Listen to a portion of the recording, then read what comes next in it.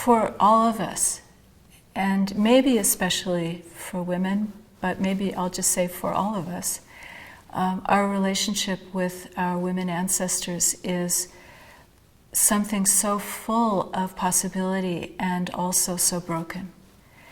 And by broken, I mean that those stories haven't, for the most part, come down to us. There have been times in history when women have been deliberately written out of the lineages and out of the tradition so that their stories and their voices couldn't be passed on.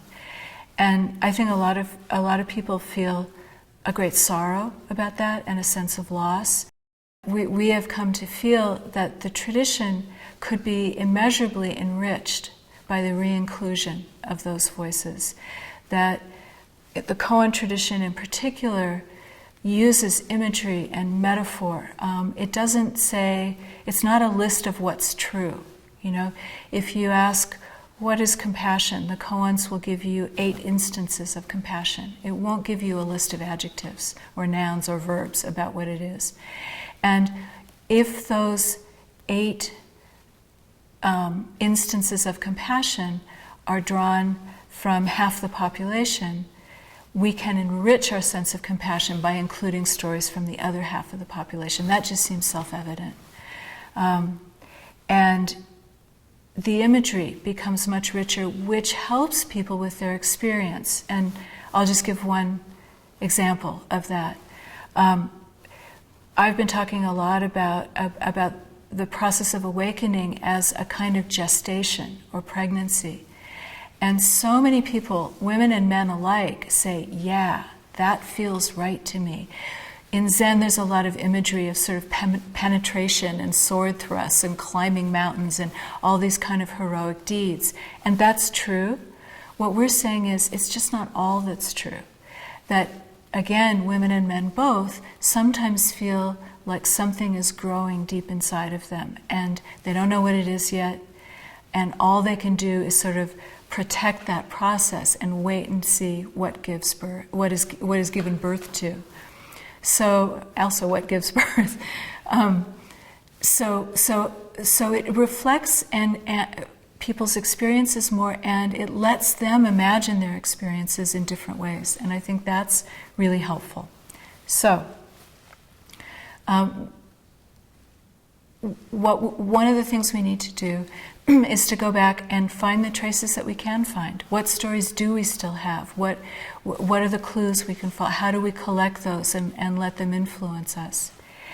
And another thing we can do that feels important to Zen as a whole is to notice that many of the ways that women have engaged in the tradition in the past have been non-orthodox ways, or institutional ways. So if you're looking inside the institutions, what you're going to find is a history of a lot of erasure.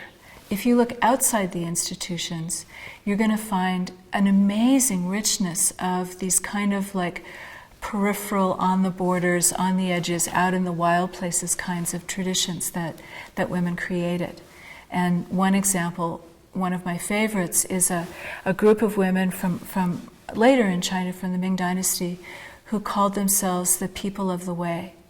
And they were women who came together in communities that were not institutionally recognized, not formal in that sense, but they came together, they created their own vows, they lived by those vows in community.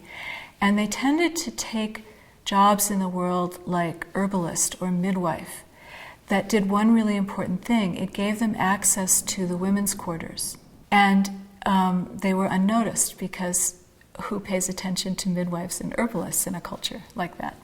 So they were able to enter places where women were kept separate and segregated, and to connect them with other women in similar situations elsewise. So what I came to feel was that what they did was 2 things.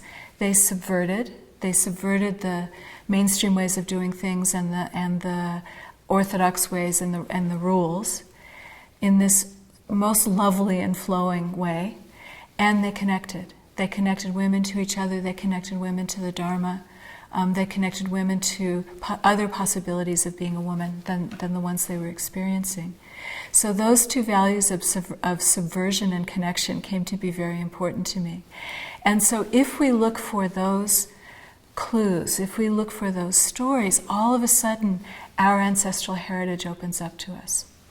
And when that happens, this might seem like a really strange thing to say, but even the erasure can come to feel like a gift.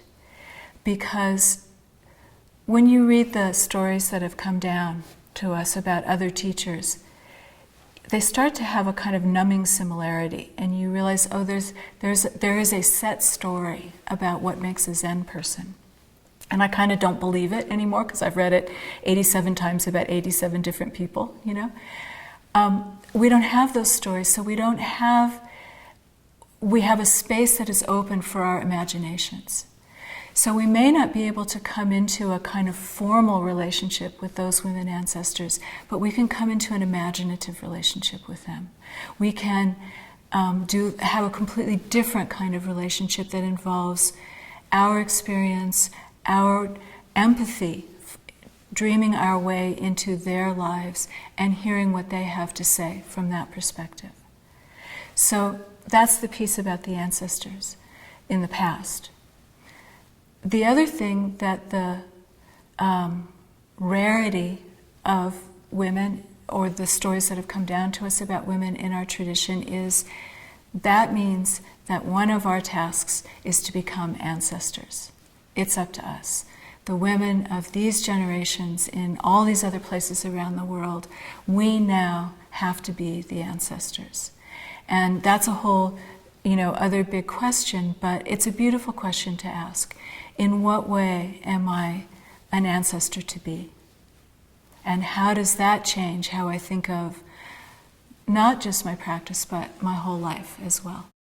Since I came into Zen 40 years ago now, there seem to have been waves of the woman question.